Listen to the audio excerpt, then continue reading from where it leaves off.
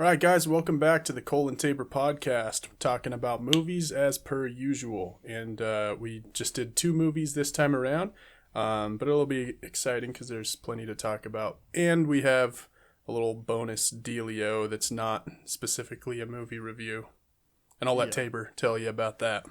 We're gonna rank all of the movies we watched, and then some that we didn't talk about, but we've kind of talked about here and there. Oh, dude, did I miss Super Mario Brothers? I did. That's going in the A tier, man. You can't Okay, miss that. Hey, man, we make the rules here. I'm gonna do this real quick. Super Mario movie. Oh, it'll take like 5 seconds. You just hold on. Yes, sir. Are you holding? Holding. So yeah, this is kind of our send-off to 2023, going through all the movies in a retrospective fashion and ranking them. And we've almost done this for a whole year. We're like a couple months off. That's crazy, man. Look at us go. Right? Not That's the most super awesome. consistent schedule in the world. But we're getting it done. Exactly. The first movie I watched, because it was my Christmas movie this year, was Ferrari. Nice. And first thing, it was so long ago that it's going to be hard to talk about, but probably was the best Christmas movie, you know? Before this, it was like La La Land, and that had me tearful, and Yeah. I think I saw Uncut Gems on Christmas once, which, Yeah. you know, maybe not much better than this one. Yeah, that one is gnarly. What'd you think of Ferrari? So I watched Ferrari today. Okay. I loved everything about it, man. Yeah. That was a well-crafted movie. Yeah. I like that one. Really good. Mm-hmm. Because it's basically just all character driven and Totally. Adam Driver, and it's gruesome. Yep. Like not very gruesome, because it's like just those like couple parts. Mm-hmm. Do Italian people actually sound like that? That's. I was gonna say my impression of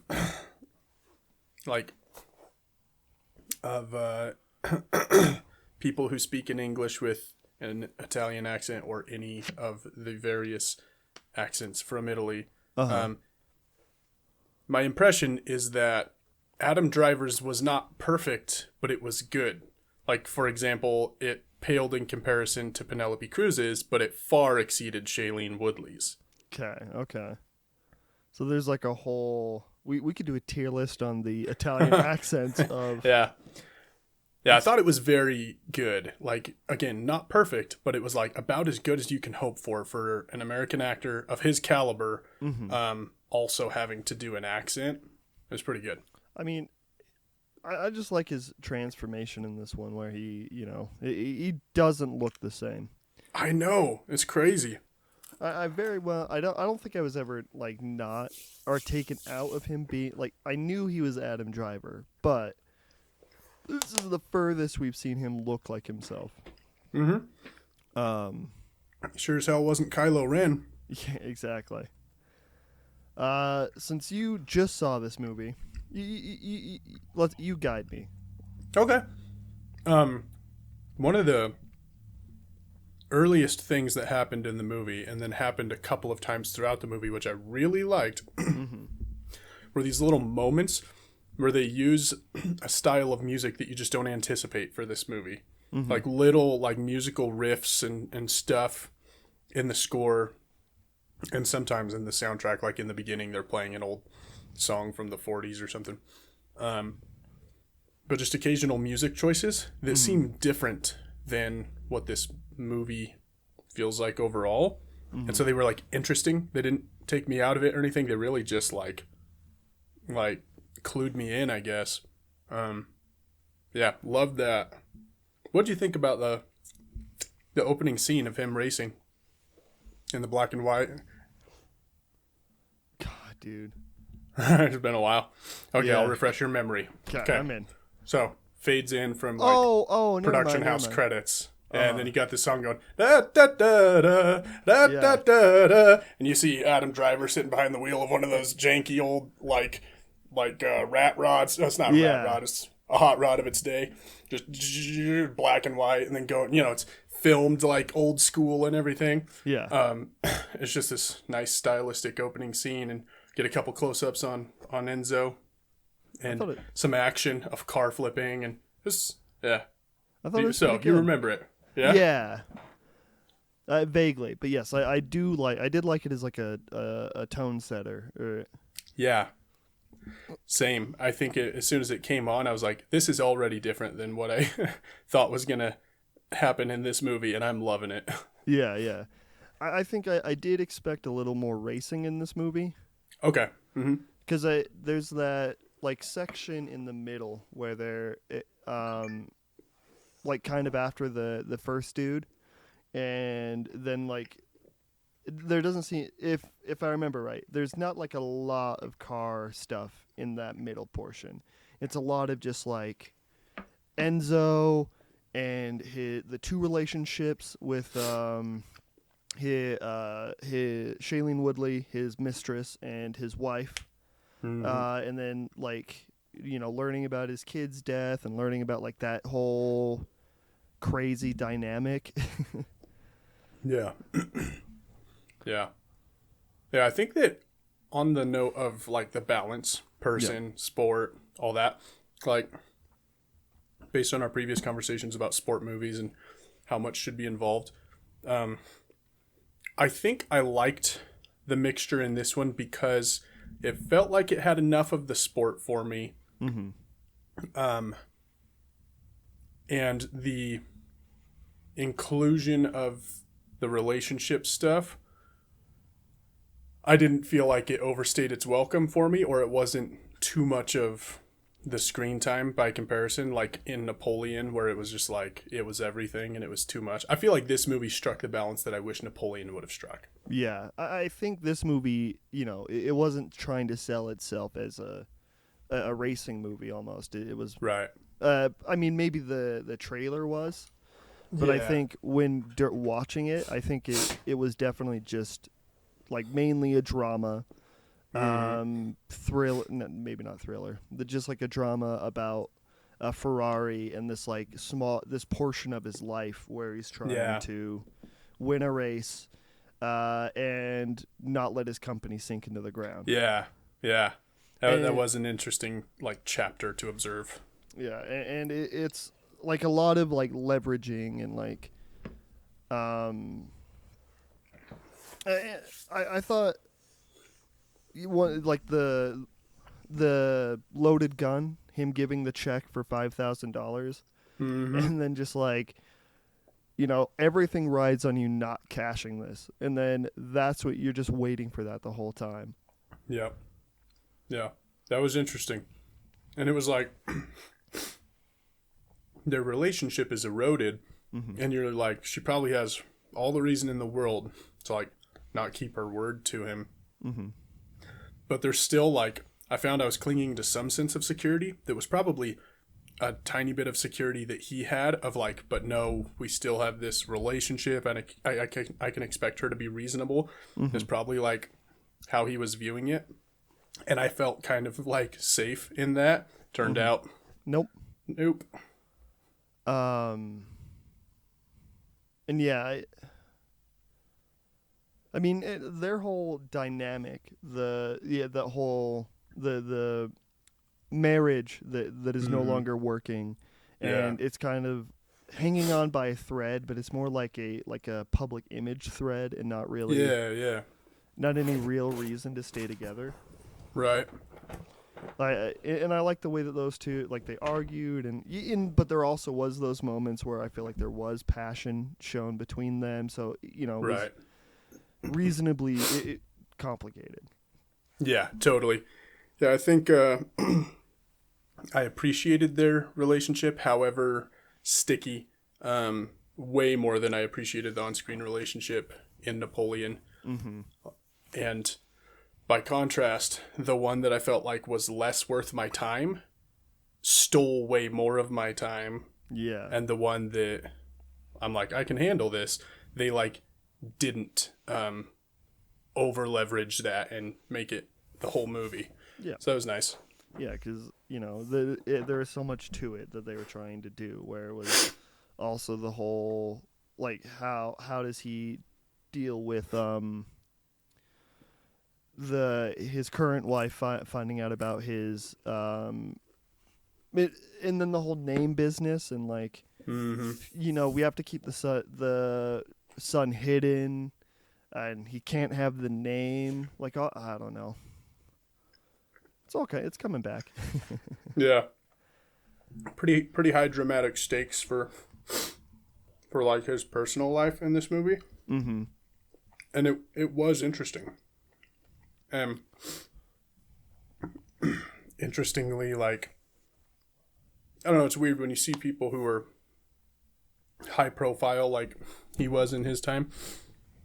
In the lives they lead sometimes, they can do things that are so unconventional in terms of life and relationships and whatnot, and not seem to have the same reactions to those unconventional things as people who come from a far more regular walk of life, like those kinds of things like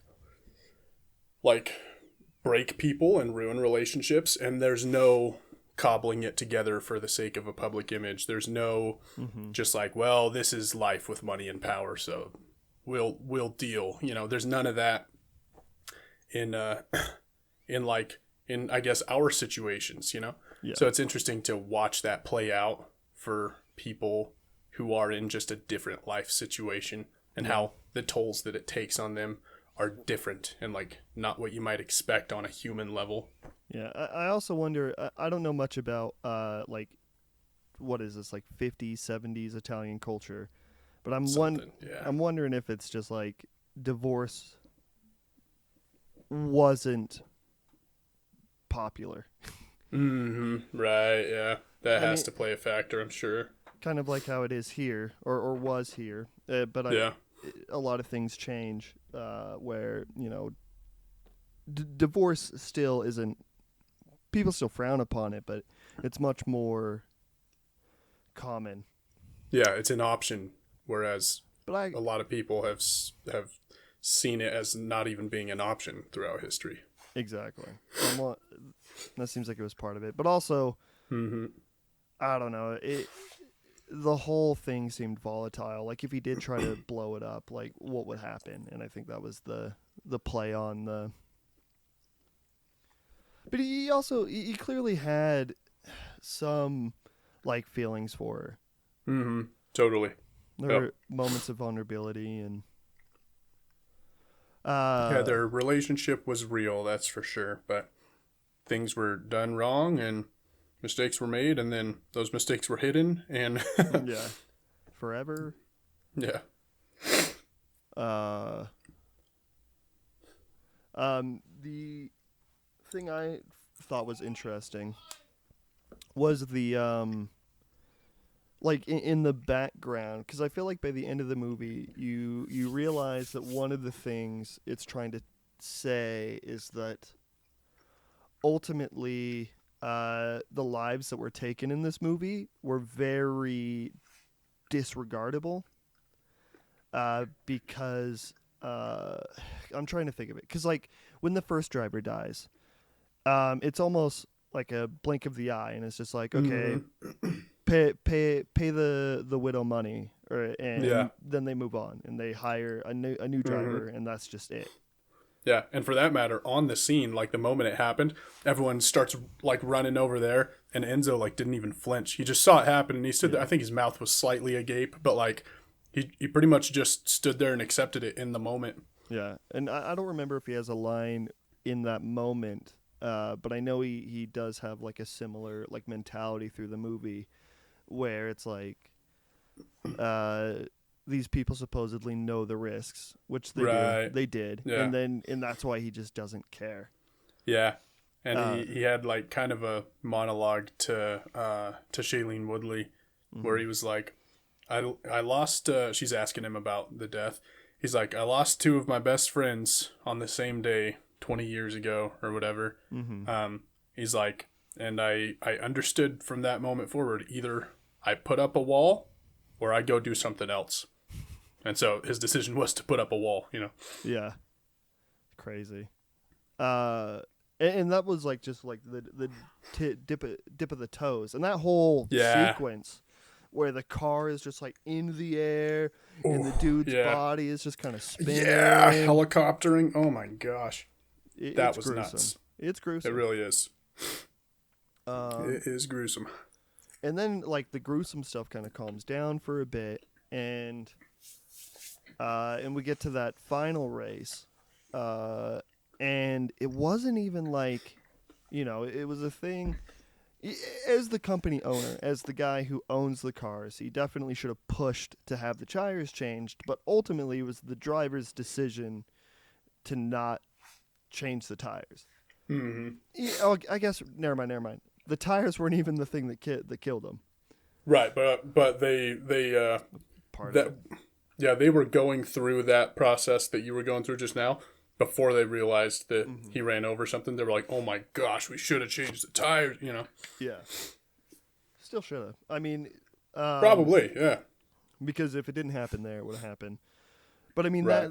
that part where he's, dude, I thought that whole section was so geniusly laid out because it's so small, and I don't know if they set it up earlier in those driving scenes, but he's driving down the road, and it's got those like claustrophobic views of like the car and the tires, and then like shows you that thing in the road, you know, normal thing in the road where you see the lines, and then instantly I was like, fuck. Yeah. And then he keeps going, and then it cuts to like the family, the kid walking up to the window, the kids going outside, the father stopping his younger son. Yeah, and you're like, whew. Yeah, at that point you're just dreading what's gonna happen, because the movie is basically telling you this dude is gonna die. Mm-hmm. And then when he hits that thing and the car just hits a lamppost, fucking rolls over like fucking 15 people. Yeah. That was, I've never, it wasn't the most brutal thing I've seen in a movie. There are way more graphic things that I've seen in terms of just like up close, graphic, like photorealistic, whatever. There are more graphic things, but it was like, I've never seen anything like that in a movie. Like, and this is a PG-13 movie, or was it R? I don't know. But a car just mowing over a ton of just like families, like bystanders. Like, kids, never seen anything like that. It was gruesome. Like hard to watch, but it was like very effective in terms of you're just not hiding the tragedy that happened, I guess. Yeah, I mean, it's kind of when you're looking at the two, like if you think about the Gran Turismo scene and this scene, you can definitely see how just filming, because they're similar accidents ultimately, right? Similar freak happenstances that that just took lives. Granted, should we be driving cars this fast in any fashion? Right. I don't know. But you know, these freak accidents, and you know, that one was subtle. It was still like that one like tugged at the emotional strings, I feel like, whereas this one was just brutal. Especially showing the aftermath of it. Yeah. Ooh, that was nuts. And the actual, just the motion of the car itself through the air and bouncing off the pole and everything, that was also just one of the nuttiest things I've ever seen in terms of a car crash in a movie. Dude, car crashes in movies have been getting far more interesting in recent years. Yeah. Just like, I think we talked about this, explosions have been getting much better in recent years. And The Creator was like a big example of that. And then Gran Turismo and this for car crashes. Yeah, they can do more interesting things, I guess. For the most part, it's this car. I know this car was CGI. Yeah, That's a good point, because in the past they have those little flip bars on the bottom of the cars, and there's actually rolling cars, and there's only so much you can plan for it to do. Yeah. I wonder, do you think the car accident was probably similar? I don't know, because it was just so wild. It fucking shot into the air, hit the pole, and then fucking angled right back down. Oh. Yeah, man. Do you think it was hard to understand? Do you think it actually did that? It probably did. I want to look it up, because the one from Gran Turismo, the way it comes up over the hill and then just goes like a sail. I looked up the video of that one, and it happened exactly like that. So I imagine they would want to recreate this one as well. Although it was the best they could, where they didn't have cameras. Yeah, best they could have is someone's eyewitness testimony of how it went down. Yeah, or they could just see. I mean, you could probably tell if like the post, if they have like a picture of a post that's broken as well. And then after the accident, they're showing the aftermath, and then they talk, and and then Enzo does have that realization line where he says, kids don't know the consequences. So, that's kind of a heart-wrencher. But then, really, after that happens, nothing, there's nothing happens. Mm-hmm. Enzo moves on with his life. Yep. The $500,000 thing, she did cash it, but, Fiat... I assume Fiat ended up coming in clutch anyways. Yeah. So really, Ferrari made it out on top. It's just totally 3 drivers died and a whole fuck ton of families. Slew of families, yeah. Yeah. Makes you wonder if, because really, he wasn't in control of his 2 friends dying, right? They were racers. He was a racer. Mm-hmm. He wasn't in control of his son dying, but he had the illusion of some control, some ability to do something about it, and he tried. Mm-hmm. And all the future deaths, drivers and whatnot, he has more actual control over whether or not to allow those risks to exist, but he doesn't do anything about it. Yeah. So if you think about it in terms of the loss he had with his son, it was that was the first and last time he ever tried to stop someone from dying, and it didn't work. And you got to imagine that would callous you a little bit to thinking well, there's nothing I can do anyway. Let's just do this. Let's pursue the dream and let's make some money. Let's just move on. Yeah. Grant, but that car didn't, the first death that we see in the movie. Yeah. I mean, it's basically assumed that the car wasn't ready, right? Yeah. I can't tell if the scene where a guy talks to a dead person inside of at their gravestone, if I've seen that way too many times. You weren't loving it? I thought that the scene played out fine. In this movie, chillin'. But I think it is a trope that I've noticed more and more. It's probably been around forever, and I'm just, it's like a Streisand effect or whatever. Okay. Yeah, I think you don't always get them in mausoleums, but I think it has been around forever in the form of just visiting the person's place of rest. Yeah. And I liked the 2 moments we had in the mausoleum, with the one with Enzo and the one with Leah. Is that her name? Anyway, Penelope Cruz. Oh, yeah. Where Enzo's was talk it out, get into some emotions. Okay, I've acknowledged, I've felt it a little bit. Let's go to work. Mm-hmm. And then Penelope Cruz's, she's, someone who's kind of become a hard ass in life. And in that moment, she's so soft and so quiet.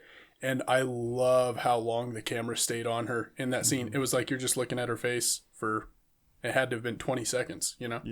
It was good. Yeah, it was pretty good. They did characterize her very well. Mm-hmm. Penelope Cruz was great. She is. I think that the other thing about this is all the acting was good. Yeah, I really enjoyed that. What a role for Patrick Dempsey. That was interesting. I thought I've never seen him. I don't know if I've ever seen him do an accent. I haven't watched a ton of stuff he's in, but I thought that was interesting and good. Like it was a good role. It was cool. He was one of the drivers, right? Yeah, he was the older dude, the guy that got first in the Mille Mila or whatever it's called. Hey, congrats to him. Yeah. Patrick Dempsey, you finally made it, dude. Yeah, good made job. it to the end of that racetrack.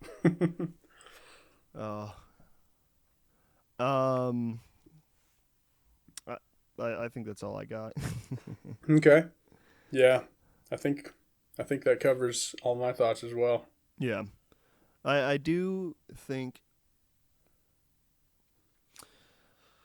where does this movie fall though?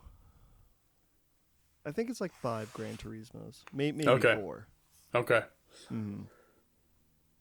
This is interesting because this is a more direct comparison than all the other movies we've been able to Right? do. Like it's literally another racing movie. Yeah. I just think this one feels more substantive, like because Gran Turismo, you definitely felt that it was a video game movie Yeah. with emotional beats. Mm-hmm. But this one felt like a biopic of like an older era, I guess. Yeah. I'll say 2 Gran Turismos. Okay. Yeah. I was stuck between 1.5 and 2, and I'm like, no, this deserves 2. Yeah. Yeah. And then, I mean, fair. Now we have to move on to the best movie of this year so far. Mm-hmm. Uh-huh. Yep. Uh-huh. Not only because it's the only movie I've seen this year so far. I do think this will be better than any movie, including Dune 2. Hells yeah. Night Swim. Yep.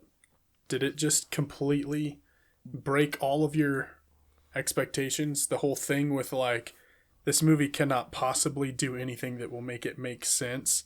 Did it shatter that for you? Yeah, I think Did it just rock your world? I walked out of it a believer. Sweet. In Blumhouse, in horror movies with weird premises, where you just say, well, what if this everyday thing is evil? Mm-hmm. Exactly what this was. I think my first criticism, and I had this thought, for a movie about a killer swimming pool, there is way too much swimming. Okay. I felt like every scene in like the first 30 minutes, we were always in or around the pool. Mm-hmm. Which I guess makes sense because the pool is the focus of the movie. But also, we only ever know these characters in relation to their feelings about this swimming pool. Yeah, almost. yeah, that's so true. That's funny. I'm gonna ask you about the opening scene again. What did you think about this opening scene with the small child and the toy boat and all that? I actually thought it was pretty on edge, right? Yeah, like, yeah. I didn't think this movie had. I think this movie had a lot of good, scary sequences where they were trying to put you on the edge, and it did.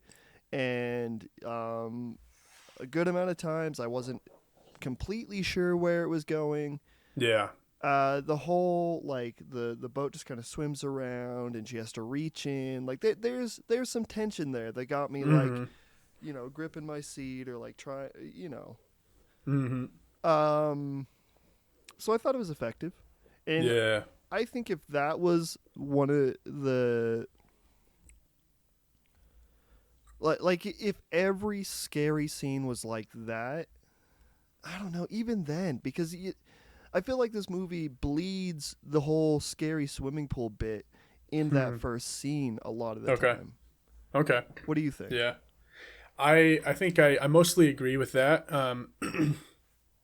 For starters, I think the sequence was built very well, including like the use of sound and stuff. It was very effective.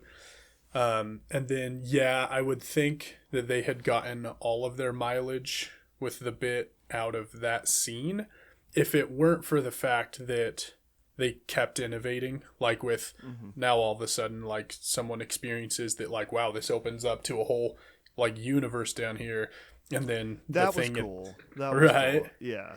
The thing at the end with the little girl showing them like, no, the way you're looking is down, and she like releases the quarter. So little moments of innovation helped. But yes, I think that mostly they'd gotten most of their usage out of the bit in the beginning, and some scenes felt like too much of a repeat. Yeah, like when the kid is trying to grab the at the end, because we are a all for spoilers podcast. Yeah.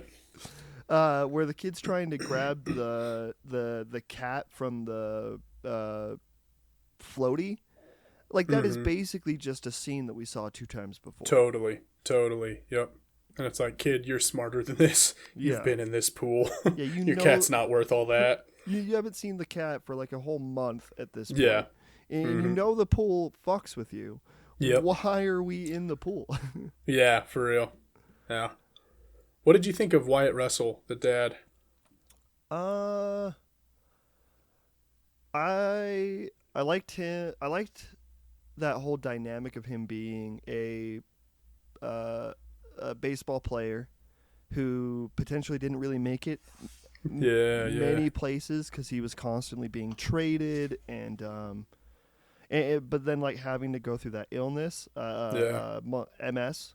Like, I thought I liked all that. And I liked him as an actor when it was serious.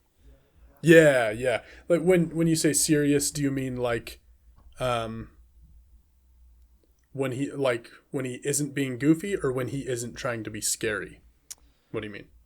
I think after the midpoint, when he starts feeling the effects of the swimming pool, is where I start not liking him. But like I see, yeah. When you're dealing with the face value of him, like dealing with he has to try to be a father, and less of a ball player. Yeah. Like all that stuff worked, but then when we start seeing less and less of him, he's only ever goofy, it feels like. Yeah, I agree. And I do think that particular haunting would be kind of hard to pull off in a not goofy way. But I agree. I think he's pretty much a perfect everyman. Like he feels normal enough that his charisma is like believable. You know, he just seems like an actual guy. And so you take Kurt Russell, right? His dad, and Kurt Russell has a very specific kind of cool, hard ass thing about him. Kurt Russell's son? Yes. Didn't know that. Okay. Yeah, I only knew that because of what's that Marvel show? He was in Falcon and the Winter Soldier. He was in that, and I learned while watching that he's the Patriot. Yes, he's that guy. Yeah, Kurt Russell's son. I liked him a lot in that. Yeah, he was a perfect bad Steve Rogers, or corruptible Steve Rogers. And he was really goofy in that. So maybe it was just the movie that was making his goofiness not work. Might be. Anyway. But yeah, he doesn't have that same like inevitably cool badass sort of vibe that Kurt Russell does. But he totally shines anyway, like as an everyman. He's like really, really good at that. Yeah. Which is not a dig. Like that's a good thing. I think he was pretty good. I mean, mainly in that first half. I think the mother was really good. I didn't really understand them characterizing the younger brother as like a weakling. Yeah. Because like they clearly want you to have that opinion of him, because the movie, he feels insecure about his dad liking him and like insecure about himself. But then like I just don't know if the movie really ever shows me why I should feel the same way. Amen. Yeah. No sale. It was like I saw them trying to do it, but I was just like, no, I don't buy it. Yeah, like the only time he hit the ball, they were supportive of him, and it's like that's exactly what you should be. So clearly, there's not a lot of actual tension in that characterization. Yep. Yeah. And then the daughter was pretty good too. Yeah, she was good. Yeah. I never had any older sisters, so I'm not familiar with how it goes necessarily, but like older sisters are always portrayed in movies as just being rotten. Like, you better not tell mom and dad or I'm gonna gut you alive, you know? Yeah. I'm like, is that really the average experience? Like, I just have no idea. Do you have older siblings? I have an older brother. Was your older brother ever saying? He wasn't that much of an asshole. I mean, Yeah. he was an older brother. He would do things, but like he wasn't that. That's for sure. I mean, I think most, I don't know. I think most siblings, no matter the gender, is they're just assholes to the younger one. Yeah. 'Cause it gets taken away from you, you know. Yeah. Being an only child gets taken away. Sucker. Yeah, but what was I gonna say? I don't have anything. You go. Were you gonna say, "Hey Cole, that's a nice telescope you have over there, Are you over your looking shoulder"? at the stars, bro? Yeah, I bought myself a telescope for Christmas, and I've been looking at the moon and stuff. It's been fun. Oh, that's cool. Have you taken it anywhere without light pollution? No, not yet. That's like the first thing you should have done. I know. It's so cold out right now. It's like hard to plan anything. But since we're going down south this weekend, here's the thing. It's supposed to snow all weekend, but I'm going to take it in case we get any moments of clear sky. Is it going to snow in St. George? They have been getting snow. I'm not sure if it's projected to continue this weekend, but like here, and so like starting the drive down, like I know that it's supposed to snow all weekend here, but I'll have to look into what it gets like further down south. But yeah, I want to take it out and try to see Jupiter and Saturn, because like those are like you can resolve those a little bit and get to see some of the features with this. So that sounds sick. Yeah, I'm excited to try it. And I do mean St. George, Nebraska. Yeah. It's gonna be snowing in St. George, Nebraska for sure. Also, I realized that I pointed to my telescope on this camera just now, which means it's not pointing to it on the camera that's gonna get used. Oh, darn. There. Confusing for anyone It but is. me. I live a complex life. Yeah. It's very confusing. I feel like overall, the movie is just a little too ridiculous. Okay. Because like we said, that first scene is pretty good to fine to pretty good. Mm-hmm. And then the scenes after that, like, I don't know, I guess the part where we get that same setup where there's something in the pool. The pool clearly is trying to lure him in with a baseball, but he just doesn't want to get wet. He doesn't want to get wet, but he wants that baseball, and then he falls in. I do like that like flashback part where he's like, you know, suiting up, getting ready to hit the ball, and then hits a home run, like that, like a little aside. But it's still the same setup payoff that we just had. Yeah, absolutely. Yep. To the point formula. Yeah. And it's like clearly when the danger of the swimming pool is that you can't get in it, and you then like how else do you do that setup? Like once they know the pool is evil, then the setup is always the same. They don't want to get in it, but the pool has to make them fall into it. Mm-hmm. Yeah. Yeah, I think you're right. You do need, in a situation like this where the villain is going to have like new victims periodically. What they did for the setup in the beginning makes sense as a way to introduce this villain. But then you gotta do something. You gotta change the dynamic somehow so that when the next family moves in, it's like we already know what we know. So we don't need to see that happen again. Like we need something else. I just don't know what that would be, but maybe that's why this was a terrible idea for a movie. Yeah. I mean, I guess what you could say is like that when he fell into the pool, it was more so that the pool could lure him in to the ultimate snare of like, you know, giving him hope or like yeah. Because this felt like a Tree of Life situation where we're I looking. never saw it. Tree of Life? Yeah. Brad Pitt? Sean Oh, Penn? no. I'm saying like the idea of the Tree of Life. Gotcha. Okay. Where you like in the fountain, where it's like a everlasting health. Yeah. Whatever. Okay. So the Oh, pool, yeah, the yeah, pool totally. wanted him to fall in so that it could like, I guess get his hooks into him. But it's still, I don't know. I also just think I'm trying to justify something that wasn't interesting when it happened. Yeah. I don't think the, sorry. You're good. Massage the food down your esophagus. Yep. Uh-huh. I don't think the possession thing really worked for this movie, like with this villain. It was Didn't the care worst. for that. When it happened, I was like, "There's no way this pool is possessing this man." Yeah, didn't love that. I also didn't like that. Like, I kind of like the idea. It's like, oh, this primordial spring or whatever. That's where the water's coming from into this pool. That's fine and all. I don't like the old lady, the mother of the first victim, Rebecca or whatever.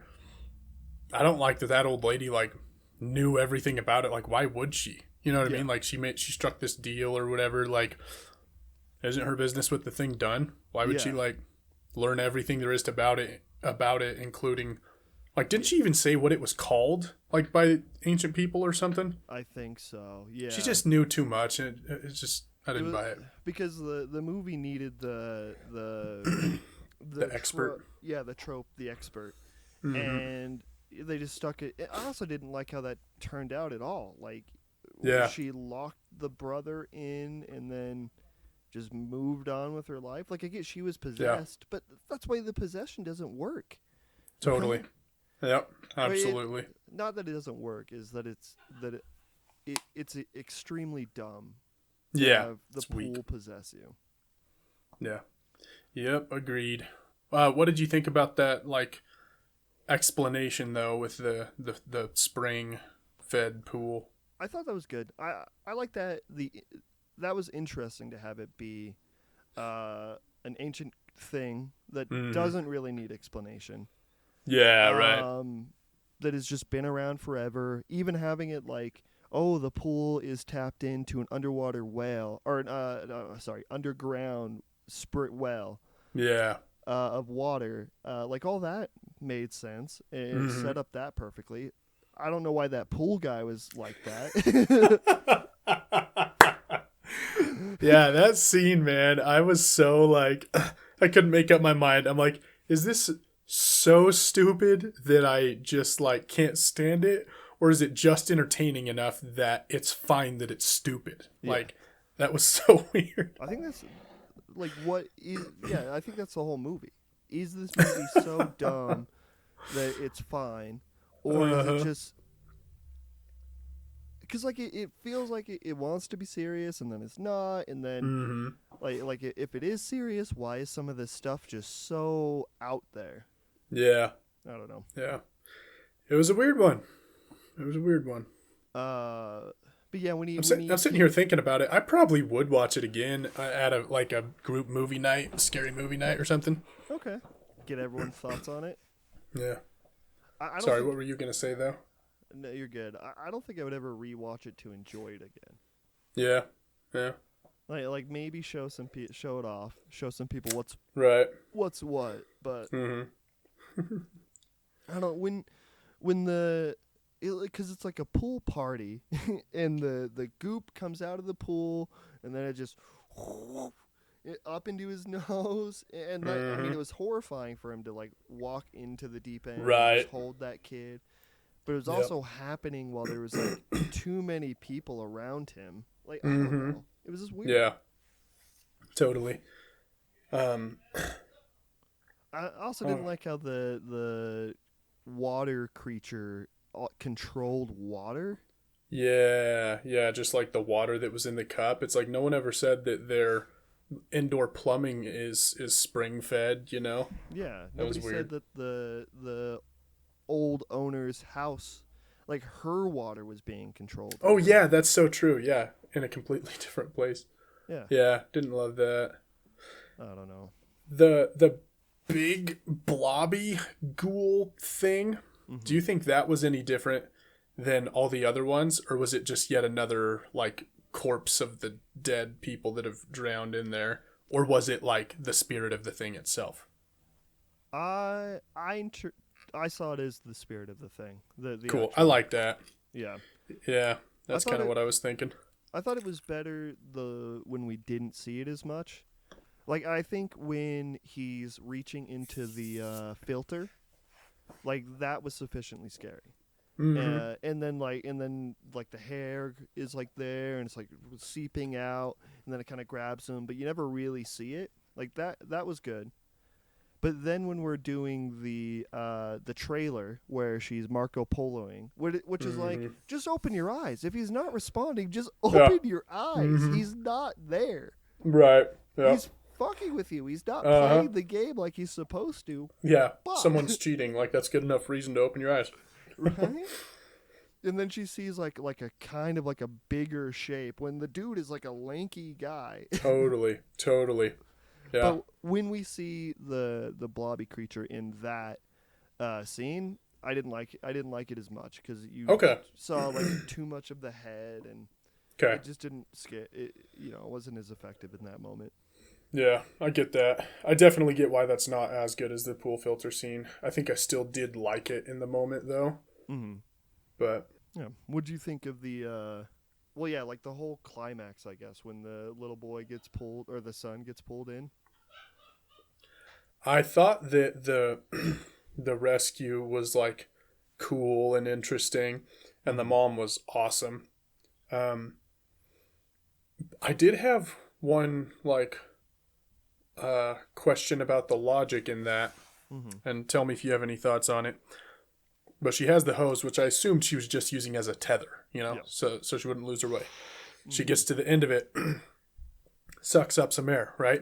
Yeah. So I don't remember exactly how she was holding it before that, but in order for it to not just be full of water, like it doesn't matter what's at the other end of the hose, this end is fully in the water. So for it to not be full of water all the way up to the water line, she would have to be doing something. Either, yeah, holding, like, I don't know, kinking it shut or capping it with her hand. She'd have to be doing something. Mm-hmm. And then when she's ready to suck in some air, just, you know. But I don't think she did anything like that. I think she just went there with the open hose, dragged it through the water, in which case it would be full of water. Yeah. Do you remember if she did anything special? I don't. I don't Okay. think. I don't think they thought about it that hard. Yeah, which is too bad because it was like at first it was like, oh, that's really cool. It's an Yeah. extra little burst of air, and then I thought about it and I was like, no, Yeah, that wouldn't work. Yeah, probably not. She probably wouldn't be thinking about it that hard.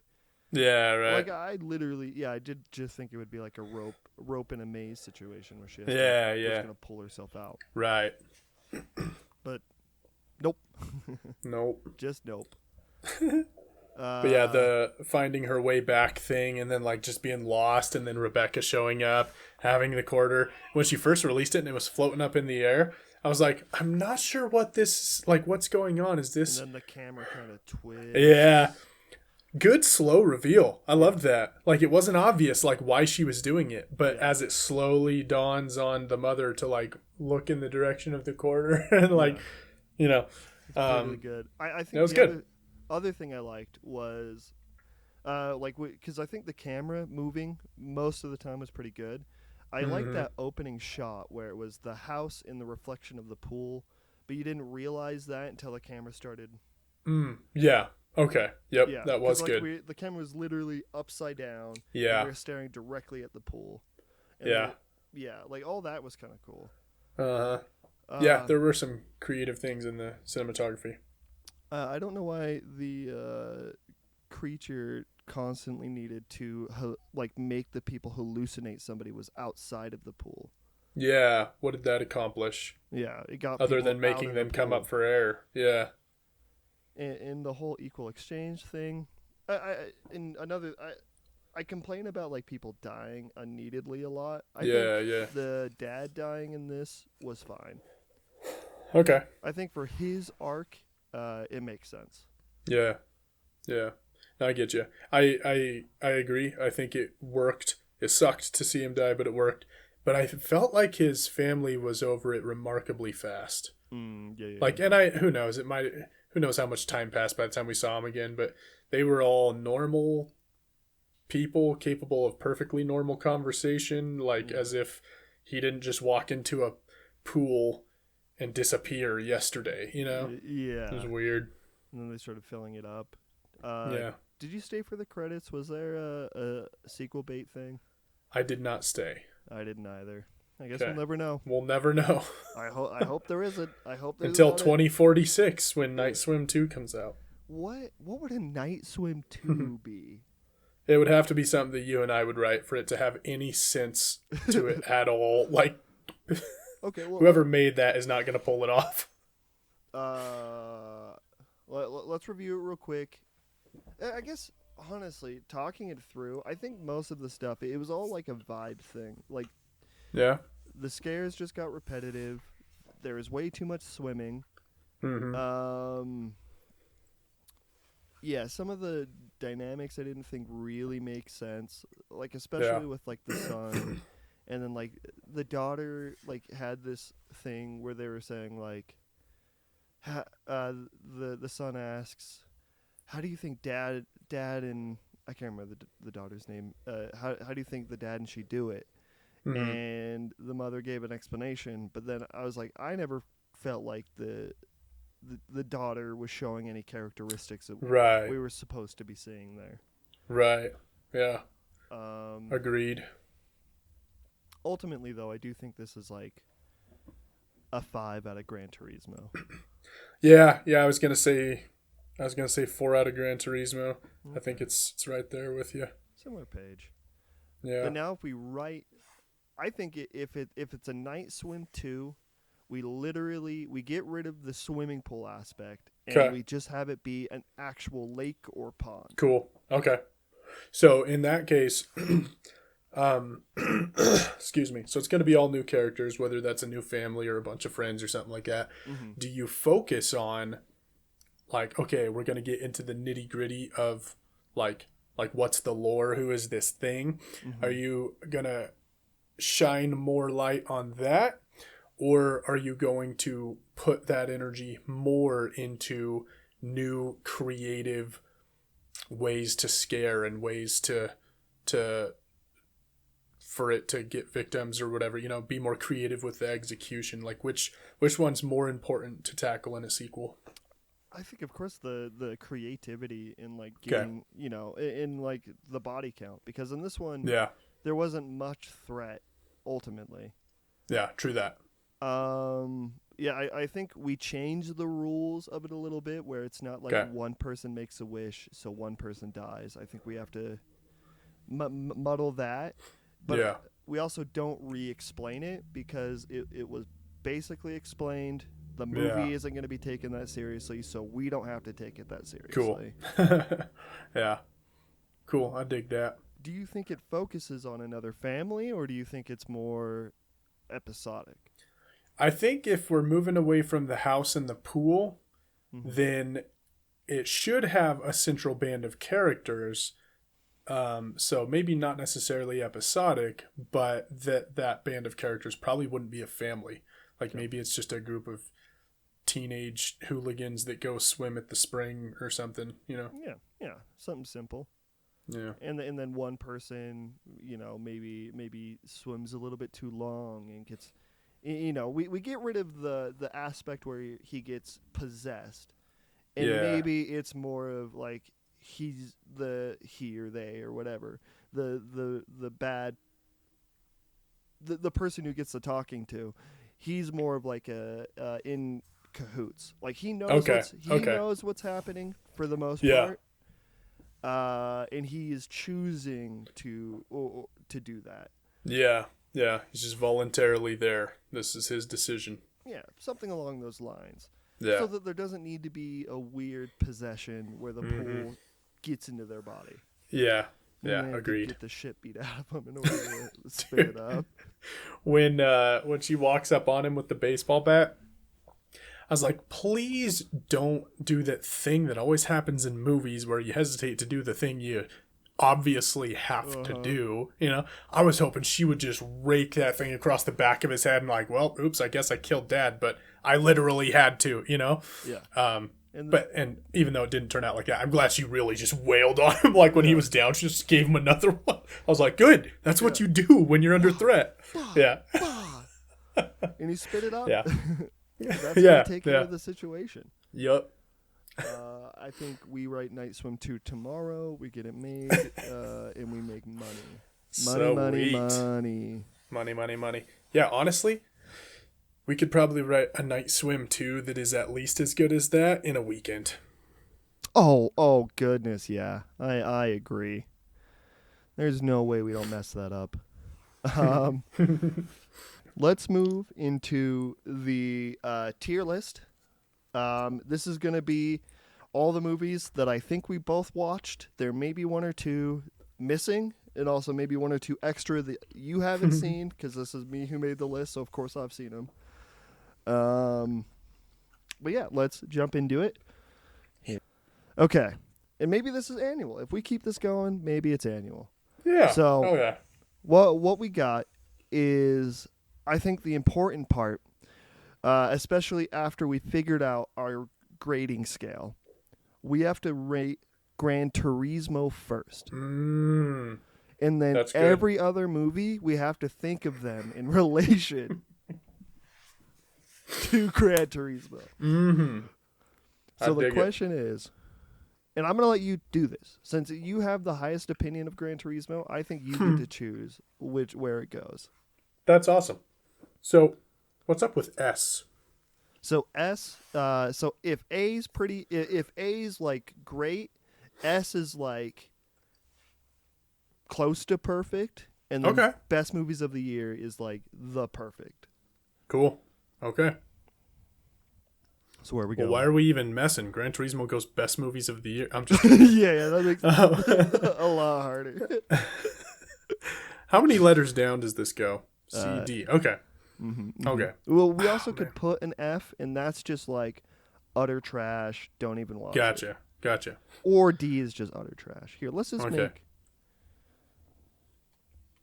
utter trash. So now we have to feel bad if we put it there. All right, cool. In that case, I personally feel like Gran Turismo is an A. I feel like that is completely fair. Cool. And we're just going to go down the line, maybe talk about them a little bit. We'll figure this out. I love this. Haunted Mansion. We watched this a couple months ago. I think I forget what we watched with it. I remember not liking it. Yeah. And it left some to be desired. It's so much so I think it's not a good remake or a good make, really. Like there's just so much missing from it. Yeah. I'm thinking that's what I'm doing, dude. I'm like, is there a C.5 or a B.5 or whatever? Well, eventually when we get here, we're going to have like, let's say we have this isn't going to happen because I'm almost positive this will not end up in C. But let's say Haunted Mansion and Spider-Man were in the same category. This means that Spider-Man is slightly better. Okay, cool. So we'll just have it, and then like down here means it's worse. That makes sense. I do think Haunted Mansion is a C though. It's not like horrible, not in the worst movies ever made. Right. Okay. Did you watch 80 for Brady? No, what is that? It's a movie where four older women, grandmas, decide we're gonna go to the Super Bowl, and the whole movie is about them going to see the Super Bowl and see not Peyton Tom Brady. Manning. Tom Brady. Yeah, of course, 80 for Brady, playing the Super Bowl for the Patriots. That is so strange. How was it? Good. I mean, it's corny.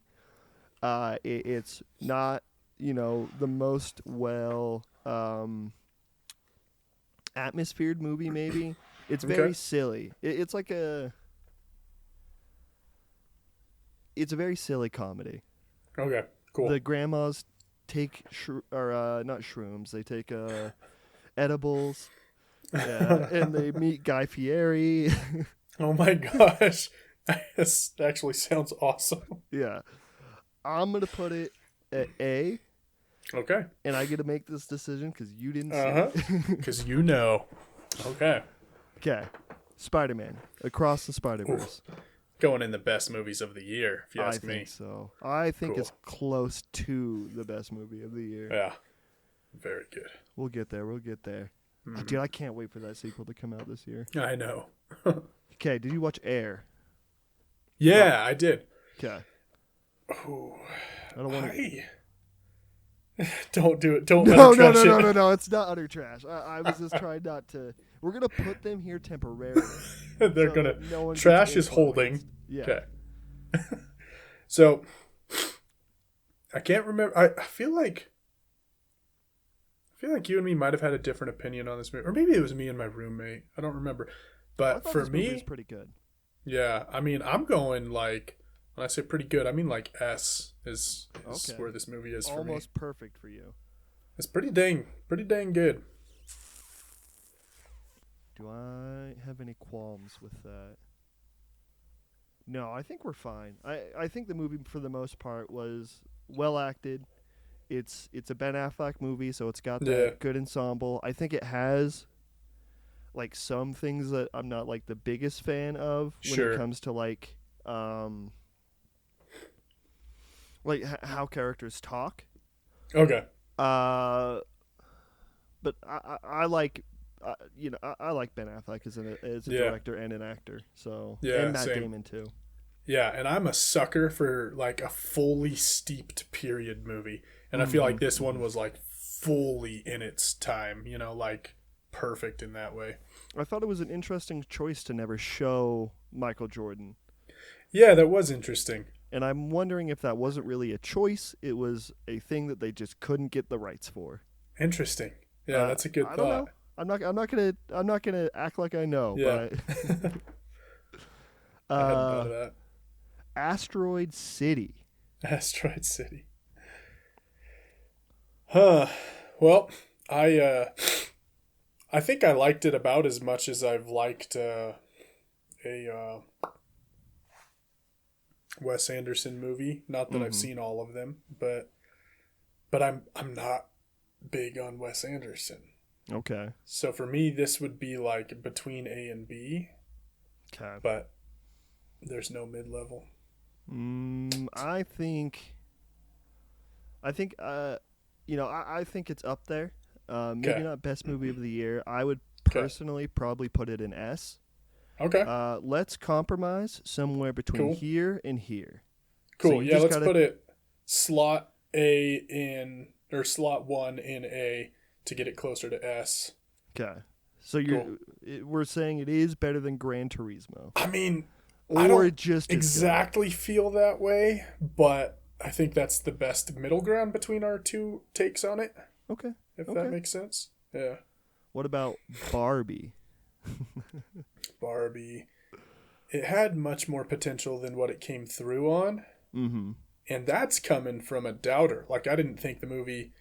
Like, I thought it was just a bad idea. Like, it didn't have much potential. But it turned out what it did was even less than the potential that it had, in my opinion. Damn. I feel like it's like a B. Okay. I like this movie a lot. Okay. So we're in another situation. Yeah. Where I don't know if I'd go as far as to say it's perfect.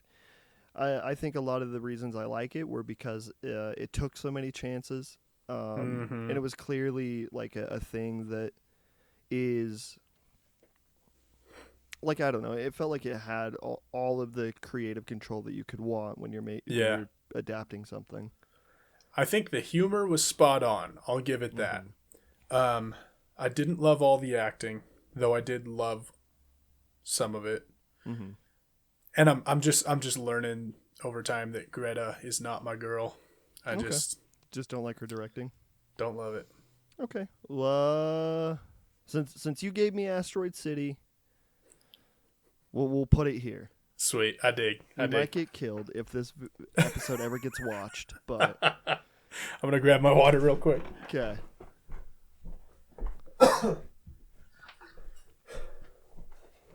Oh, bad connection. You're gonna have to be careful. I put the Taylor Swift Eras Tour in here, so Oh, I'm just shit. kidding. I'm just kidding. Cocaine Bear. Did you watch this? Biggest gulp in the world. Sorry, I was a lot more thirsty than I realized. Let's do a spit take. Cocaine Bear. No, I didn't see it. Dang it. Okay. We're just gonna leave it where it's at. Oh yeah. It's Okay. that bad. Okay. Like, you'd think it. Like, there were some funny parts, Uh-huh. but it was so grating to watch. It's Dang. not. It's not even like a night swim where you kind of had a little bit of fun with it. Mm-hmm. Dang. Yeah, I don't know. That is a shame. And all of the it's a movie with the trailer is all of the good parts. You watch all Gotcha. the good parts in the trailer. Gotcha. Oh, that's And too bad. Creed 3. Ooh. Creed 3. You tell me your take first. I'm thinking we're close to near perfect for me. Okay. I think I'll agree with that. I think mostly I'm just held back by the fact that I didn't like it as much as I liked Creed 1 and 2. But notwithstanding, True. it was very good. Mm-hmm. Yeah, I like where it's at. Okay. What about Willy Wonka? Ooh. I think I had more fun with this one than I anticipated. True. This is a movie where, the talk of the town for me was like, do we need a Wonka prequel? Right. And Yeah. this movie showed me that maybe we didn't need it, Mhm. but I certainly liked it, and I certainly Yeah. want to watch it more. Do you feel that front of the A pile is justified? Or Yeah. higher or lower? Yes, I think. Yeah. I'm I could go for either of those, yeah. Scrub. I think we're All going right. here. I think All we're right. going here. Sweet. Okay, now we got Dial of Destiny, the Oh, Indiana boy. Jones sequel. Dude, there was a Dude. lot of movies this year. Yeah, there were. There's like 45 on this list, so crap. we'll probably start chugging through eventually. All right. We really did some work this year, dude. Right. I think Heck yeah. 5 of them were things that we didn't, because we didn't watch Creed 3 together. Oh, okay. Interesting. Yeah, and Cocaine Bear, of course, you didn't even see. But Yeah. Indiana Jones Dial of Destiny, do we keep it where it's at, Oh, man. or do we move it up? I think that as is. Wait, what do we have in the sea? What's that? Haunted Mansion? Oh. I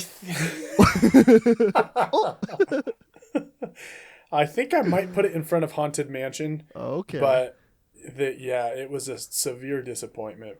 So I think it think- belongs in C. Compromise behind Haunted Mansion. Cool. Because I want it here. Gotcha. That's understandable.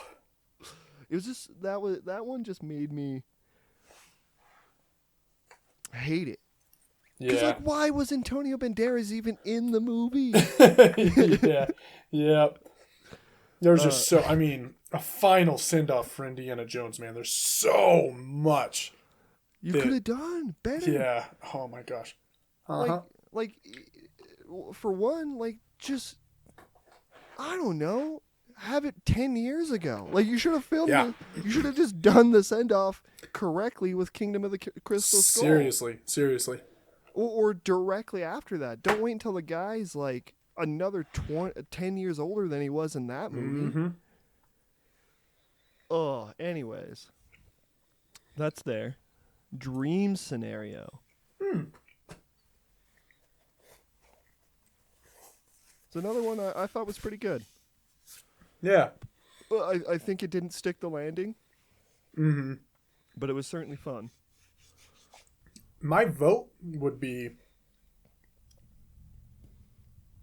in between Barbie and Gran Turismo. Okay. What are your thoughts? I think I'm fine with that. Okay. Yeah, let's keep it. Cool. Well, cool. actually, I would actually want... Because I do like Barbie. But Yeah. I'll give it to you. I think I'm going to just block out where Barbie is in my brain. Okay. And then we'll move on. Cool. Dumb Money. Also, a lot more fun than I thought it was going to be. Yes.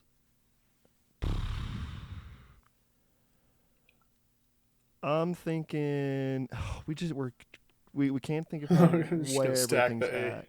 Because it's not... What do you think? Yeah.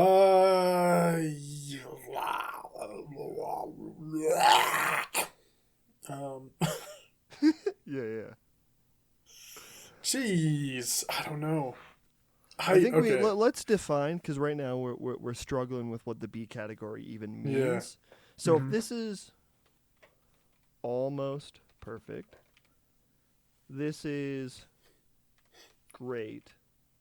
This has got to be like a pretty good. So, and then this is like underwhelming, right? Do I have that spelled right? That is spelled right. I feel as though this scale creates a little bit too much of a jump between utter trash and C.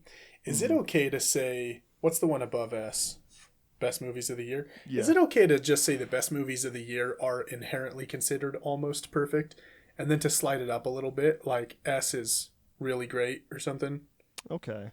So is that reasonable? Really great. Okay. This is...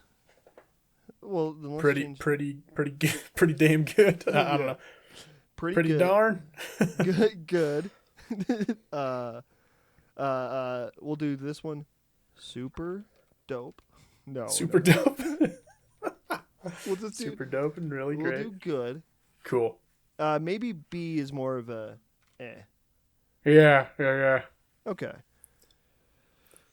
Can we change underwhelming to disappointing, just because I feel like that has a slightly stronger connotation? Is there two S's in disappointing? Yep. Nope. No, two P's though. Hey, I didn't just use the correct function. I know how to spell.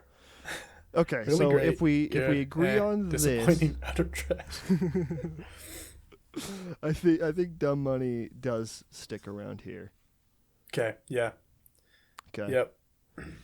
Yeah, you call it, bro. You drop it where you feel. Just use your intuition. Okay, I'm going there. Cool, dog. Elemental.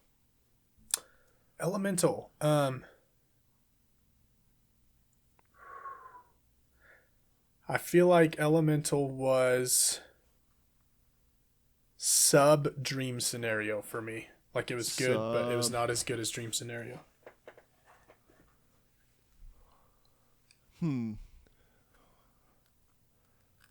Okay. Elemental, I thought was pretty good. Good. We're in the good category. That's good. Good. The animation was great. I really liked that world. Did I like the world more than Dream Scenario?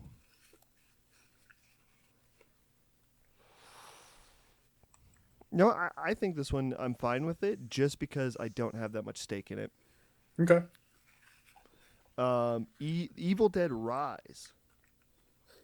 Honestly, I want to christen the B category with this one. I think that's appropriate. Yep. Like, it wasn't bad, but ultimately I just, I don't know. It's kind of forgettable at this point. Yeah. Flamin' Hot. We made this a thumbnail, man. We were hyped on this one at some Oh point. yeah. we thought this was gonna be a banger. I feel like I want to say good, but I could understand an argument for as well. I think I was about it. Okay. Where is it better I'd say ahead of Evil Dead Rise. Okay. FNAF. Hells yeah. I think this is another unfortunately. Or disappointing? I guess Your call. disappointing, right? If we define it, it means we have to have some kind of expectation for it. That's true. And I think That is true. in Indiana Jones, there's expectations. You want it's a part of a franchise. It's a send off, like we said. Supposed to be good. Haunted Mansion. It's supposed to. It has everything going for it. A whole cast of characters, and it just didn't live up. And this one, it's a fucking video game movie about spending 5 nights at Freddy's.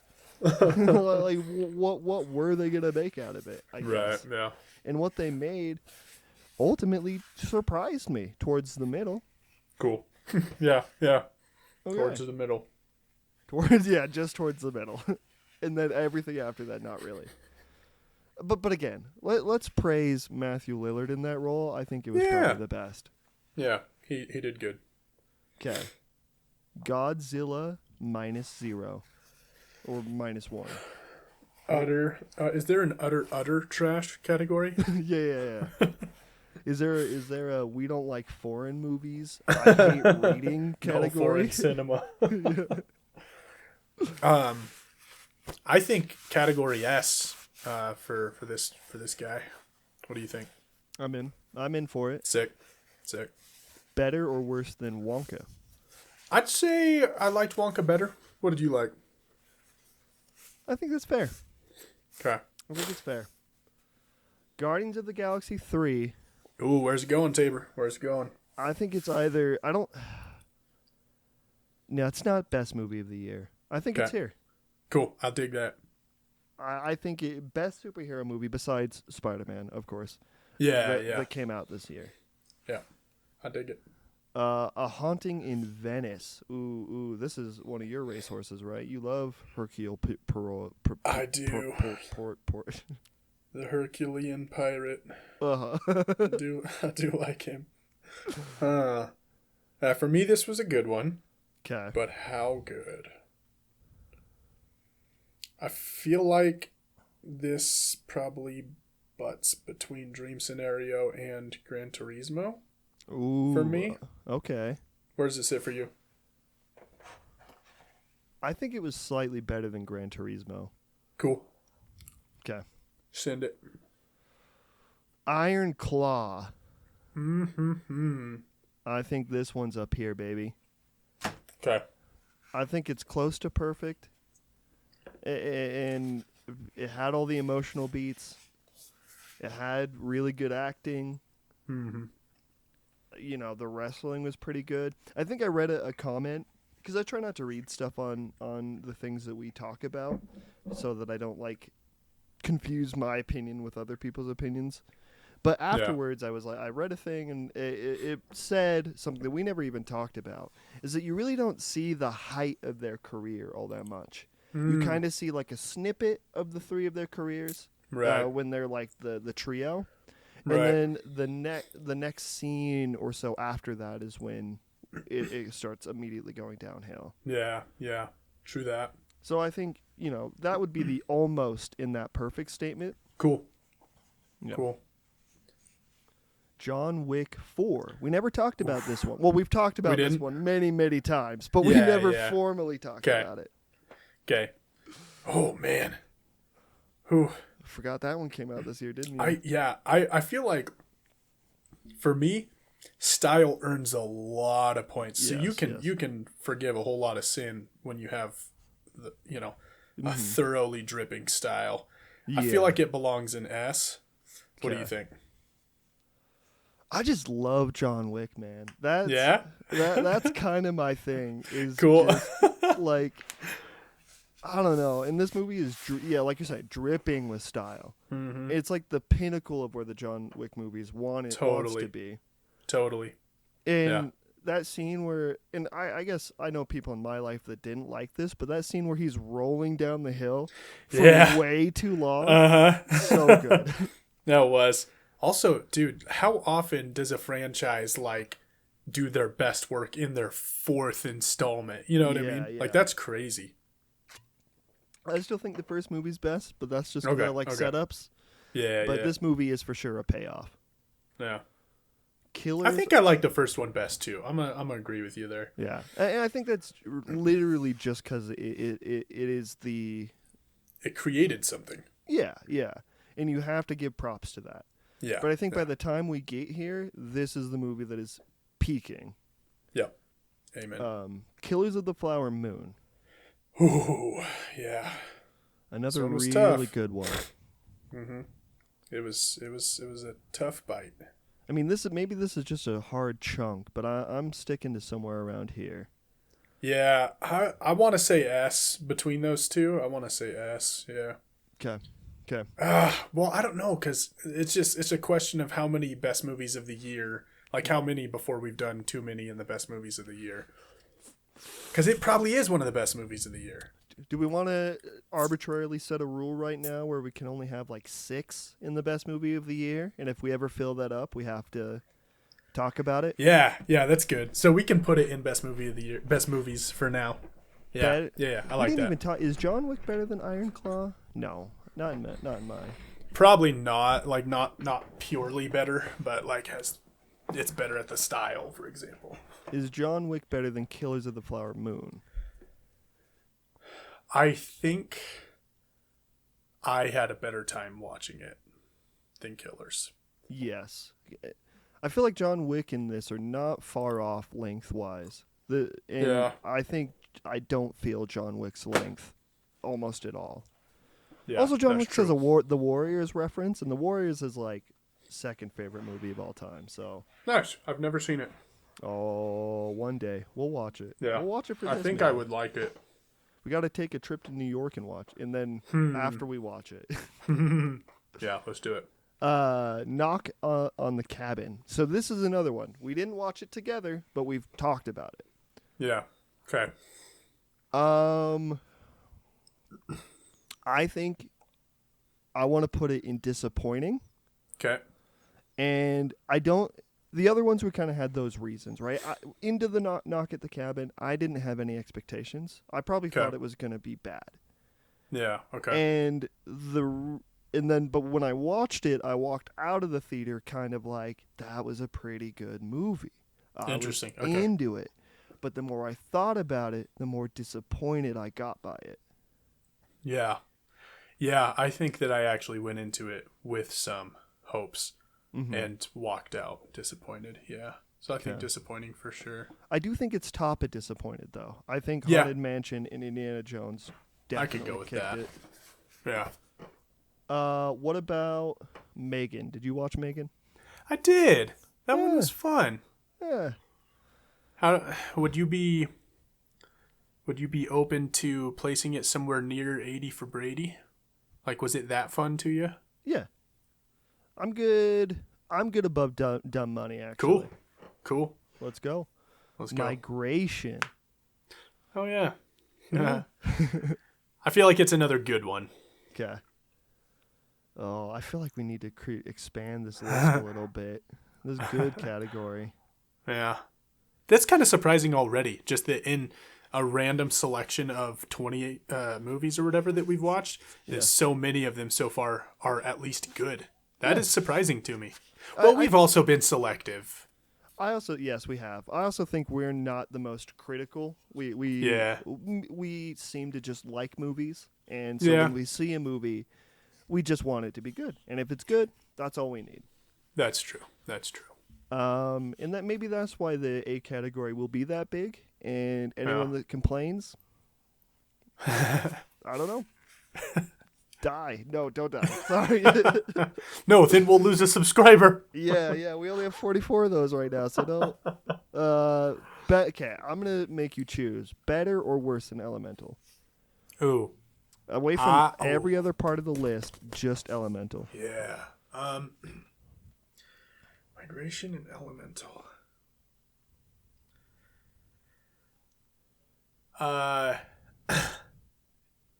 Story-wise, I liked Elemental better. Mm-hmm. Sound and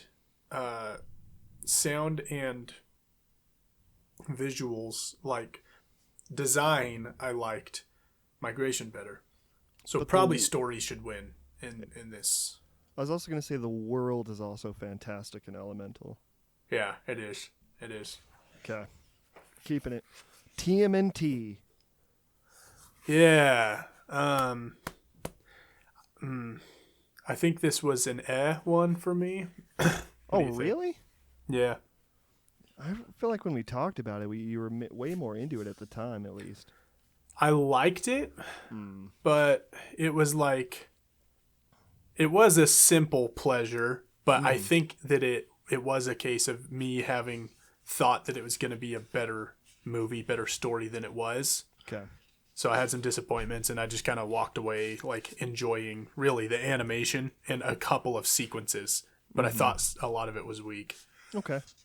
Because the A category is getting big, I'm going to give it to you. Okay.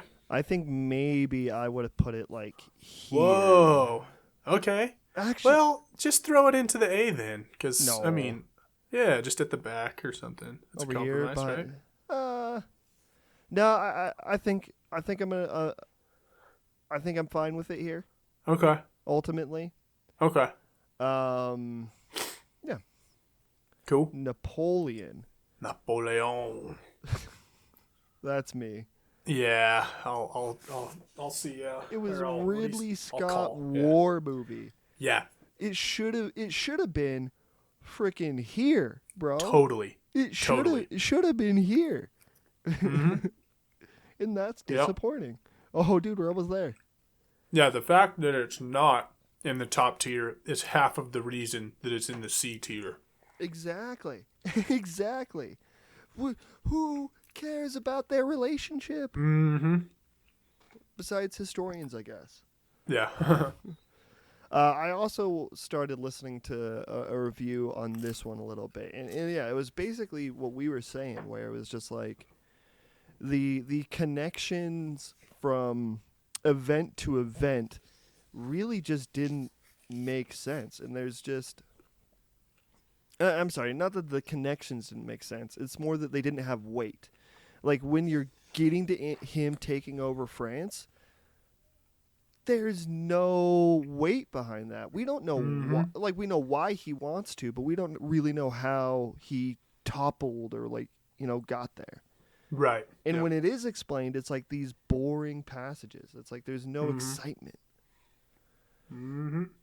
For a Ridley Scott war movie, like, come on. Totally.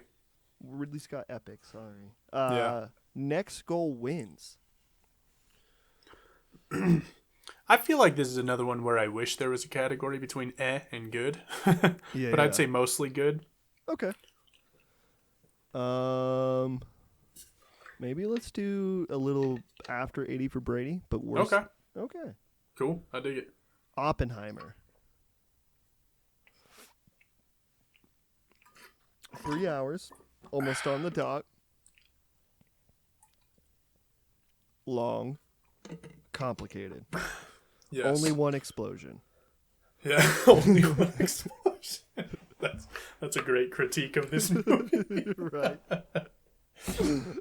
I don't know. Robert Downey Jr.'s tirade at the end was pretty explosive. You're right. You call it, dude. Let's judge this one just based off of the explosion. Off of the explosion. No, that's okay. Even then, I would say it's probably still up here for me. Okay.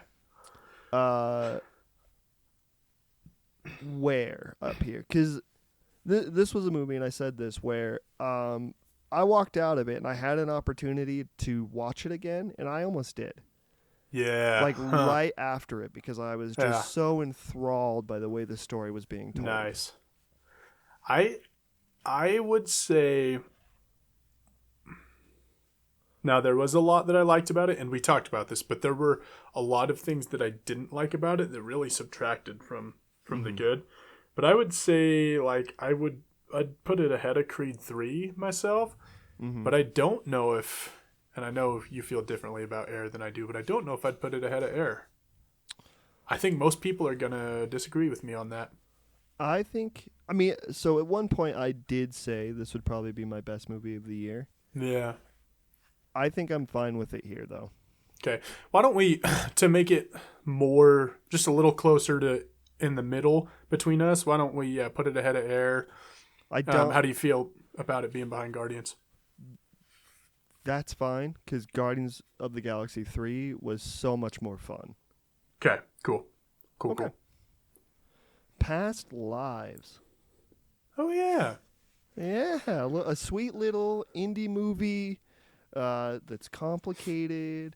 Yeah. We had probably one of the most nuanced conversations about this one. I think this one got us thinking the most about like how the characters interacted, and you know, I think that's the movie's point, is just true that how people talk. Yeah. So that's why I think it's in utter trash. Where do you think? My leaning is really great. Okay. But like maybe toward the lower end of really great. Okay. What's your leaning? I think I'm up here. Are you? Okay. Yeah. Okay. But I like the nice, quiet. Yeah. So, where do we want to compromise on this one? In front of Guardians? How does that feel? I really like how Guardians looks at the front there, though. Yeah. No. I think that's good. I think right there is fine. Saw X. Oh, boy. Forgot about this one. Genuinely forgot it existed. That says something about it. Mm-hmm. But when I think about it, I thought it was good. It's pretty good for a Saw movie. Right? I mean, pretty much everything after 4, like 5 onward, has been difficult to watch. Just not good at all. I believe it. And this was much better than any of those. I think we're... Okay, but in relation to the other movies we've seen... Yeah. Even then, I'm definitely saying it's at least top of or close to the bottom of good. Yeah, I feel you. It's somewhere in there, in between those. Pull the trigger. Top of Top of Cool. Which is hard to say because you're right. It is probably...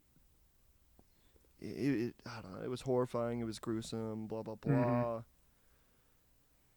But the guy's I'm remembering a moral grandstanding asshole. Uh-huh. And you have to suffer through it the entire movie. Yeah. So it's like... Yeah. I'm remembering more and more of the story, though, and how they went into the whole thing with the swindle cancer treatment thing. Like, it was a more complex story than normal. Yeah. Yeah, I can't leave it in I don't... Okay, cool. Let's go above. Next goal wins. Cool. Jumping from to above. Sounds good to me. Did you watch Scream 6? No, I didn't. Okay. Do you like Scream movies? Have you seen any of them? I haven't seen one since I was like 10, so I genuinely couldn't tell you. Okay. At the time, I thought they were interesting, but I was also an idiot. I was 10. Right. So right. I don't know. They could be bad. They could be good. They could be only good for idiots. I don't know. This one I don't feel comfortable rating by myself because I'm very biased on screen. So I'm just going to leave it off. Okay. And we're going to go into Shooting Stars. Oh, yeah. The LeBron James. Fab 4, Fab 5. Peacock original. Mm-hmm. Another one of the weirdest movies we chose to watch this year. And not that the movie's weird. It's just that we went with a Peacock original. Exactly. Yeah. I do remember liking that one more, I think, than you did, if I remember our review correctly. Yes. You give me your first thoughts. Yeah, my first, my knee-jerk reaction is to say good between Megan and Barbie. So here. Yeah, what are your thoughts? I want to bring it down because I remember my biggest thing with this one was something about just how it didn't feel focused. And I feel like Barbie is unfocused in a different way. So I think it's right for it to be below Barbie. Okay. And I think Megan just knew its voice. So I want to put it here.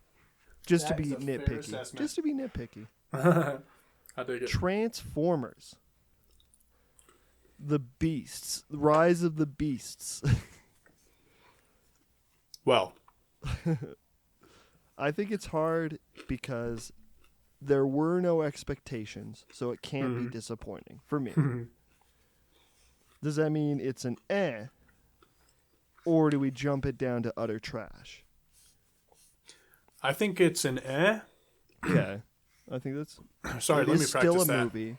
I keep saying It's an Okay, one more time. To me, it's like an of the caliber of like...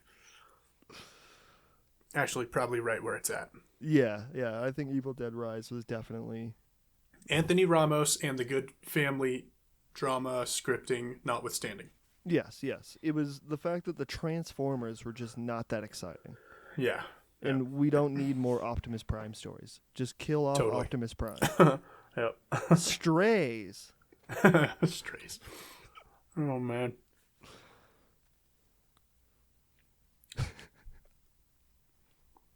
This is another divisive one because it's like... It wasn't like it was a good movie, but it was also like... Fun. You walk into it, not expecting anything. It was pretty freaking entertaining. I think it's in the same category as 80 for Brady for me. It was fun to watch. Okay. You know what? This is our fucking list, bro. I'm gonna do... We're gonna do a whole category that's... Sick. Fun. Sweet. And we're gonna make it pink. Heck yeah. Just right in the middle, because pink's a fun color. Now, are there any really disrupting the like color wheel here? Yeah, pink right in the middle. No, I dig it though. I dig it. Okay. Do we have anything else in A that we can move down to fun? I think next goal wins. Yeah, totally. Okay. Saw X, I think we keep as good because I do think that the nuance of the story, where they somehow make Jigsaw not a despicable person. Well, he's still despicable, but they make it reasonably despicable. Mm-hmm. Yeah. Okay. Let's do that. Cool. Anything else? Do we want to maybe good. move something up? No, I'm good. Yeah, I think I'm good. Okay. Talk to me. Oh, yeah. Australia.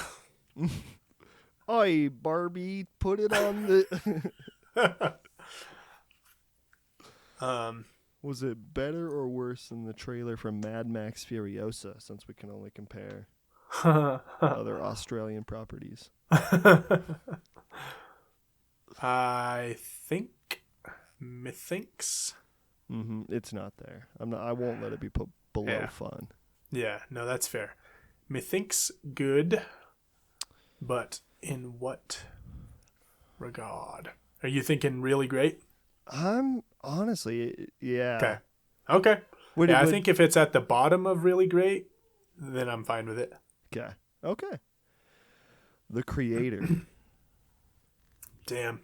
This one was a shame. Just because it's one of the best looking movies I've ever seen, and you just wish that the story would be there to match it. Right. I think the story was just disappointing. Yeah.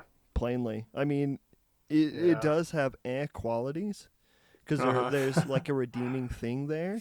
But then you're thinking of like how you wanted it to be, and it just... Yeah. I think disappointing is fair. I'd be fine if you put it in or disappointing. Both make sense to me. Let's do disappointing. Dude, look at disappointing so far.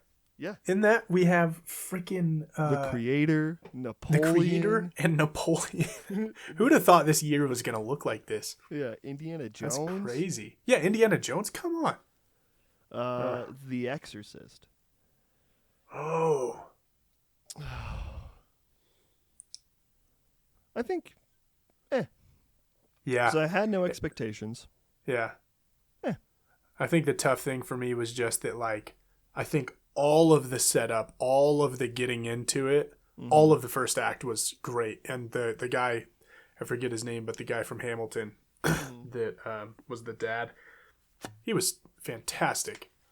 And then, just all of the actual action later in the movie just kind of sucked. Fell off for you. Yeah. So are you saying disappointing or? I think is good. Where in I think maybe it's better than Transformers. If we're going scary level, I don't think it's scarier than Evil Dead. True. I don't think it's scarier than Evil Dead. I'm also not sure it's any better than Evil Dead in any way. Yeah, that's a good spot. Okay.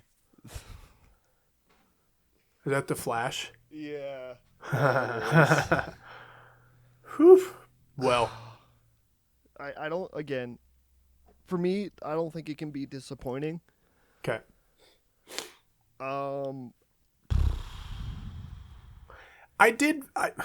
Not even. I was going to say, I did find it fun, but it was like only in small parts did I have fun. I can't, is it an I think it's an I want to be harsh and leave it where it's at. Here, but I don't know. I think that's unfair. Okay. Where an It's pretty low. Okay. We're just gonna call it. Yeah. For me, it's even disappointing. Also, I think because I did have some hope for it. Yeah, but it doesn't have to move. I think it's fine in A. Yeah.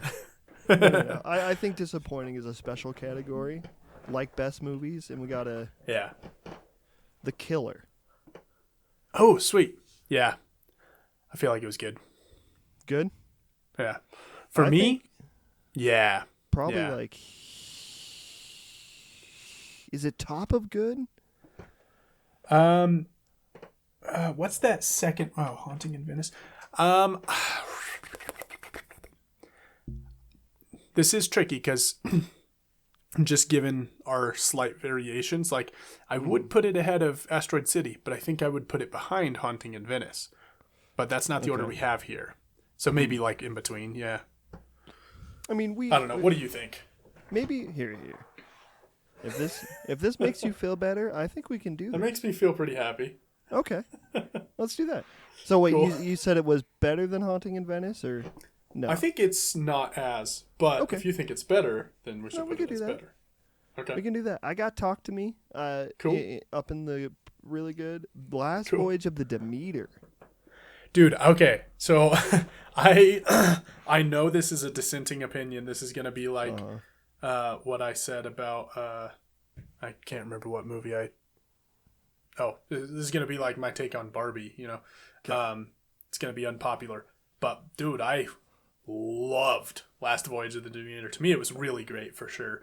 Okay. But I can understand arguments for it not being there. So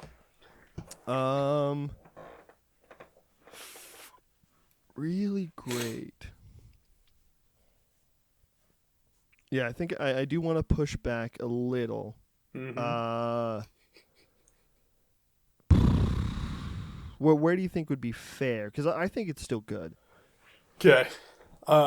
Yeah, for me, if it's good, then it's top of good. Okay. If you're cool with that. Yeah, we're chilling. I mean, cool. I'm not gonna. I mean, I'm not. No, I already got what I wanted, so we're chilling. Okay. Okay. Little Mermaid. Oh yeah, Little Mermaid was good. Right, it's been a year. Every time we do Yeah. one of these, I have to like search in the recesses Yeah. of Yeah. 2023 to figure it out. Uh-huh. I think Little Mermaid, honestly, was fun, Okay. That's a good assessment. Yeah. and I think it's probably at the top of fun. Cool. I like it. So far, the best movie in fun. Yep. But now we're at the Marvels, Oh. and I think the Marvels was fun too. What do you think?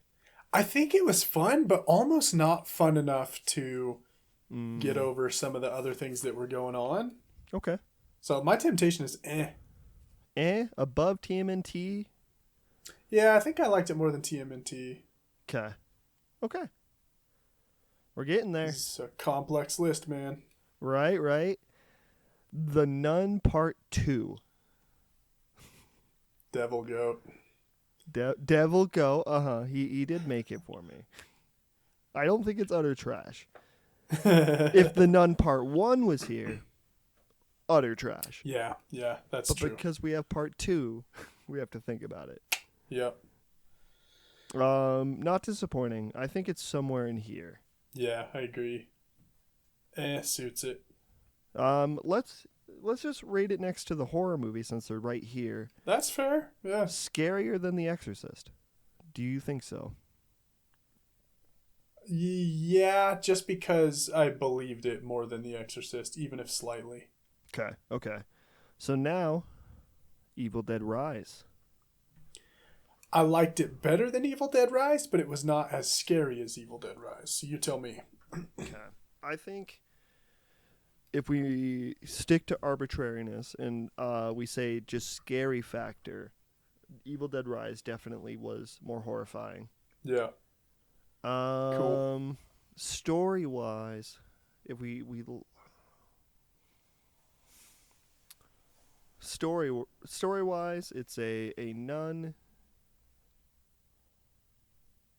Fuck it, we'll put it above. Cool. Sure. Last one. The Wow. final the last minute add in.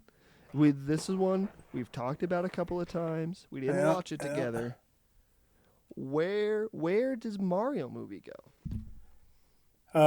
To me it was disappointing. Oh, really? It was. Not that it wasn't also fun, like it was fun, but I think more than that, to me it was disappointing because it just didn't feel right for Mario. It looked right. There were things about it that had the same lightness and high energy, but I was disappointed because, and I think we might have talked about this aspect in private at some point, but I have like a Super Mario like thing in my head, like how would you make a Super Mario movie, and just watching them just do this with it instead. Yeah, that was tough. Yeah, you were crying in your chair. I get it. I was. Where? What are your thoughts? I think it was fun. Okay. I think it deserves to be in fun. It was truly fun, even if I was disappointed. It was fun. Okay.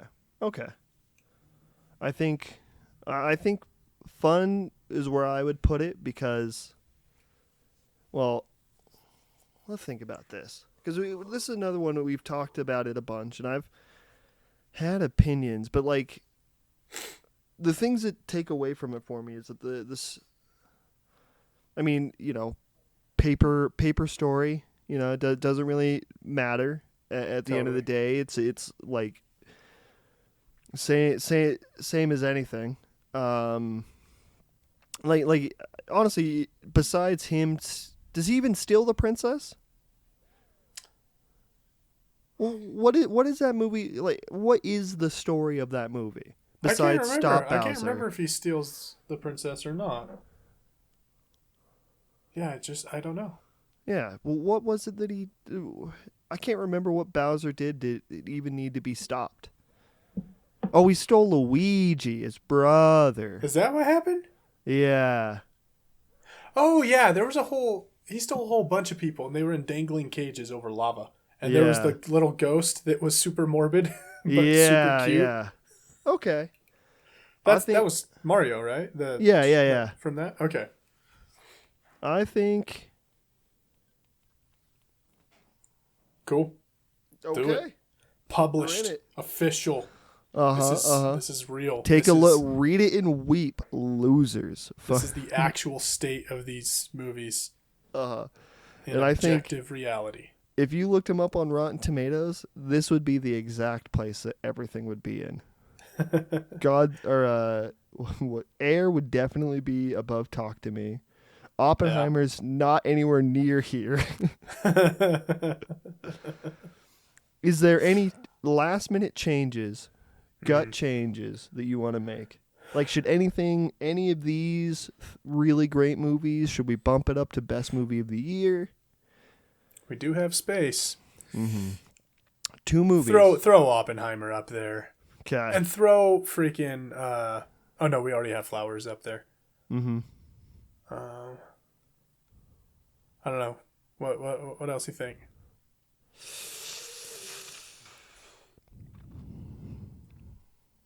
Cool. I like it. Okay. I think buddy. we figured it out. Okay.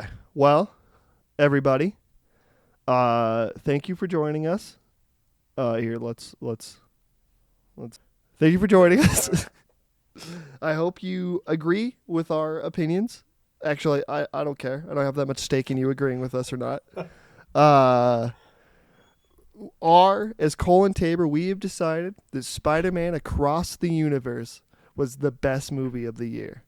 Heck And yeah. You know what? I think the only movie that could have stopped me from saying that is Dune 2. Yeah. And that movie didn't come out. Sorry, Denis. You shouldn't have panicked. Yeah, right? And you don't get the award of being at the top of our tier list. Yeah. Maybe next year. Bet you're regretting that decision now, huh? Yeah. Writer's strike. Like, you stop this from happening. But yeah, ultimately, I'm happy. And it's been a good year. I think moving forward, as long as we keep doing this, I'm excited for next year's. Because it's a good memory to just go through and revisit the things that we watched and the things in the conversations we had. Totally. Yeah. Any final thoughts? I hear you on all points. This has gotten me to go see quite a few movies that I probably wouldn't have seen. And it's been a fun way to make sure that I'm getting out to the movies that I do want to see, because sometimes they just get by you, you know? Right. This has been great, and the conversations have been great. Yeah. And, we didn't put Poor Things on here. I still haven't seen it. I was excited for that movie. I forgot about that one. That's right. It also it never came to the theater near me, even though they showed the trailer. They've showed that trailer, and they never put it in that theater. Yeah. Bullshit. Anyways, let's end on a happy note. We salute Spider-Man Across the Universe, The Iron Claw, John Wick 4, Killers of the Flower Moon, Oppenheimers, and Guardians of the Galaxy Volume 3. Thanks for keeping us entertained. Everyone have a good night.